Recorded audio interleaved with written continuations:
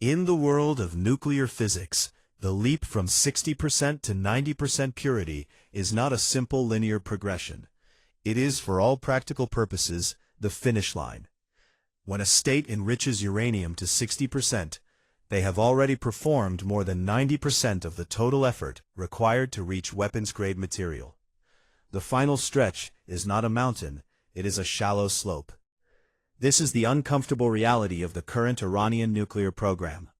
For years, the international community has operated on the assumption that a breakout time, the time required to produce enough weapons-grade uranium for a single device, would provide a sufficient warning buffer to trigger diplomatic or military intervention.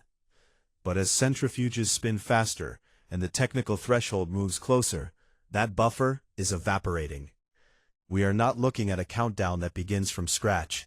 We are looking at a system that is idling, waiting for a single political signal to accelerate into a new global reality. The global nuclear non-proliferation system is built on a fundamental, if fragile, premise: that technology, materials, and expertise can be contained through treaties and monitoring. This architecture emerged in the post-war era, codified in the Nuclear Non-Proliferation Treaty (NPT), designed to ensure that civil nuclear energy remained decoupled from military application. The logic is simple. Enrichment requires massive industrial infrastructure, electricity, and highly specialized centrifuge technology. If you monitor the hardware, you theoretically monitor the intent. However, this system relies entirely on transparency. When a nation begins to systematically limit the access of the International Atomic Energy Agency, the visibility of the system disappears. The infrastructure remains, the materials accumulate, but the oversight is replaced by estimates and intelligence-based projections. When visibility fails, the global system reverts to a state of profound, high-stakes uncertainty. To understand how we arrived here, we have to look past the headlines and toward the economic and industrial incentives of the last 2 decades. Nuclear enrichment is not just a scientific endeavor. It is a demonstration of industrial endurance. Following the collapse of the 2015 Joint Comprehensive Plan of Action, a deal that effectively capped these activities in exchange for sanctions relief, the incentives for Iran shifted. Without the benefit of reintegration into the global economy, the strategic value of maintaining a nuclear hedge became, in the eyes of the leadership, a survival mechanism.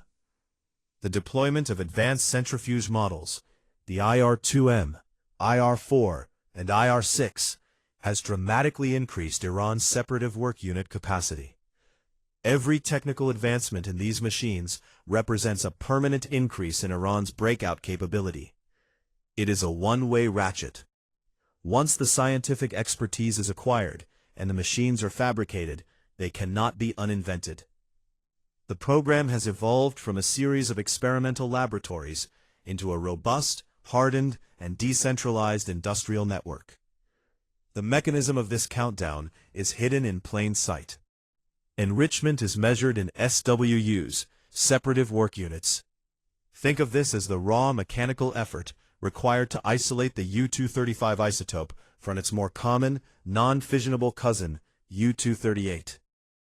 Because Iran has already moved its stockpile up the enrichment curve, the remaining work to reach 90% purity is now a fraction of what it would be, starting from natural uranium. If Iran were to utilize its existing stockpile of 60% enriched material, the technical time required to reach weapons-grade levels is measured in weeks, perhaps even days. The constraint is no longer the enrichment process itself, it is the secondary challenge of weaponization, the conversion of gaseous uranium into a metallic form, and the machining of that metal into components suitable for an implosion device. This is the parallel track, a process that can be done in smaller, covert facilities that are significantly harder to detect than the sprawling, known enrichment plants. The consequences of this development are felt by everyone, but they are not shared equally. For regional neighbors, the shift is existential, forcing a rapid recalibration of their own defense postures and regional alliances. For the global economy, the stakes are tied to the stability of the Middle East and the volatility of energy markets. Any escalation, or even the credible threat of one, ripples instantly into global financial anxiety. For the average citizen, this looks like a distant geopolitical struggle. In reality, it is a race between the slow, grinding machinery of international diplomacy and the rapid, accelerating pace of technological capability. The winner of this race is whoever reaches their objective first, either the implementation of a binding, verifiable constraint or the achievement of a de facto nuclear-armed status that the world is forced to accommodate. A common misunderstanding is the belief that there is a singular day when a weapon is suddenly revealed. In the modern era, nuclear capability is not a binary switch. It is a gradual accumulation of technical capacity. Many observers wait for a test, a blast, or a declaration. But in the current environment, the danger is not necessarily the possession of a finished bomb. It is the acquisition of threshold status. By maintaining the ability to sprint to a weapon, a state gains the strategic leverage of a nuclear power without having to endure the immediate, severe economic and military consequences of conducting a test. What happens next rests on a few logical paths. One scenario is an intensification of the gray zone conflict. Continued cyber operations, sabotage, and targeted actions designed to degrade infrastructure without triggering open warfare. Another is a pivot toward a new, albeit more limited, diplomatic understanding, recognizing that the previous baseline of zero enrichment may no longer be technically achievable.